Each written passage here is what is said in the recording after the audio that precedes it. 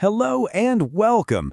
Today we're jumping into something that is just absolutely essential in our modern lives, the art of communicating and collaborating online. I mean, think about it. For school, for work, for just keeping up with friends, how we connect in the digital world matters more now than ever before. So let's get right into it. Seriously, just take a quick second to think about that. Did you shoot off a text this morning? Maybe you joined a video meeting or posted something on a class forum.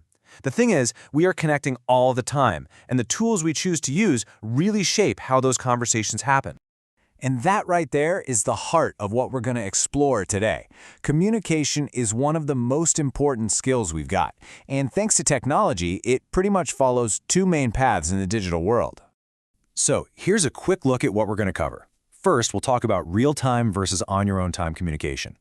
Then we'll get into the rules of online respect, why all of this is so important. And we'll wrap it all up with a handy little toolkit you can start using immediately. Okay, let's jump right into our first section. Here, we're going to break down the big difference between the two ways we talk to each other online. Do it in real time versus doing it on our own schedule.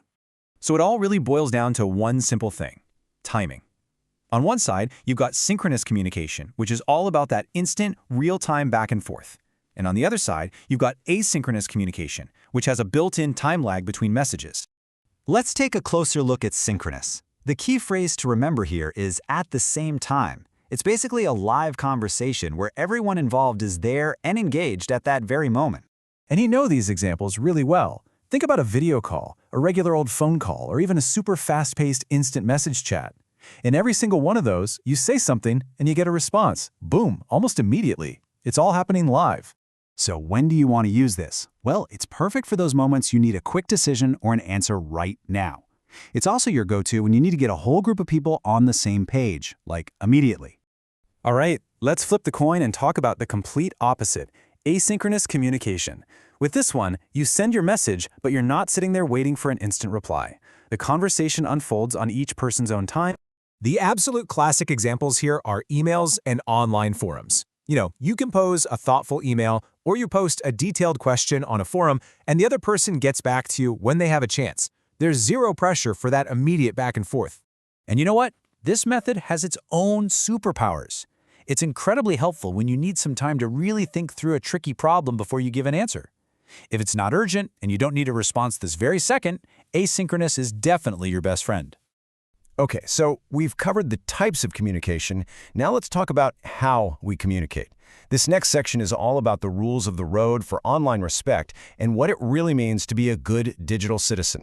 It's a great question, isn't it? Because it's not just about knowing how to use the tech. It's about knowing how to use it in a way that's responsible and, just kind to other people. This right here breaks down some simple but really powerful rules for online ethics. It all starts with being polite. Just using basic words like please and thank you goes a long way. It also means respecting what other people think, even if you don't agree. And of course, we should avoid spamming people with tons of messages. And this is a big one. Keep our online spaces safe by never sharing inappropriate stuff. These are really the building blocks of any good online community. Okay, so we've got the what and the how. But what about the why? Why does any of this actually matter? Well, in this next part, we're going to see that good, respectful communication has a huge impact on pretty much everything we do online. I absolutely love this quote. It just nails the end game, right? It's not just about being nice for the sake of being nice. It's about being effective. When you have respect and support, you get success and a positive vibe. And that's true whether you're working on a school project or you're part of a giant global company. So let's actually break down those benefits.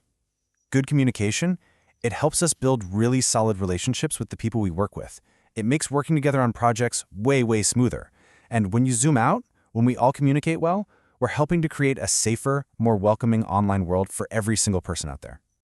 Now, to wrap everything up, we've put together a really simple toolkit for you. This last section is just a quick summary of all the key terms we've talked about, so you can always check back if you need a quick little reminder. And there it is, all in one spot. Synchronous, that's real time. Asynchronous, that means later. Collaboration is just working together. Ethics are those rules for good behavior. And being polite and respectful, that's how we actually put those ethics into action. It's the perfect little cheat sheet.